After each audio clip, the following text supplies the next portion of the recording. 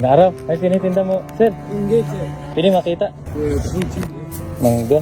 Magkano pa ito, sir? 100? Kaya kaso ano, naghahanap ako ng trabaho ngayon eh. Baka hindi ka pa mabayaran. Meron ka bang isa dyan? Isang piraso lang? Pili ba? Yung iniisip kong di niya ako bibigyan, eto ang nangyari. Ay, mahal na natin, sir. Ha? Mahal. Bakit? Malulugi ka? Sige, Eh, maraming salamat. sige lang. Mahal na sir. Salamat, sir. Ano nangyari sa kamay mo? Bata pa ko, unanin ako. Hindi ka ba nahihirapan magtrabaho? Nahirapan, mauni akong trabaho para makapaspila ako sa kumbata. Ilan po ang anak ninyo? 3, Ilang taon na kayo? 40. Yung asawa mo, anong trabaho? Ang rabada, naambasidaan anak doha ka po. Nanggap nila ko. Grabe yung kwento mo. Hindi ka ba malulugi tayo? Okay na. Ibibilis ka pa ni Lord. Dito muna tayo. Salamat talaga. Pagtapos kong magpasalamat ay binalikan ko siya agad para dito ko na i-reveal. Sasabihin pala ako sa'yo. Sinusubukan lang kita. Ano nga pala yung pangalan mo tayo? Lot. Tapos ilang taong ka na nagtitinda nito? Pansin na kito 20 years?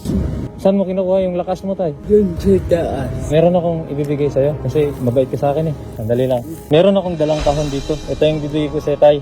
5,000, 15,000, 20,000, 25,000, 30,000 para sa'yo. Tay, congratulations. Congratulations ha. Salamat. Ano naman? Salamat din. Ano yung planong gawin mo dyan sa pera na yan? Ipaskila pa, umalaki ako mga bata.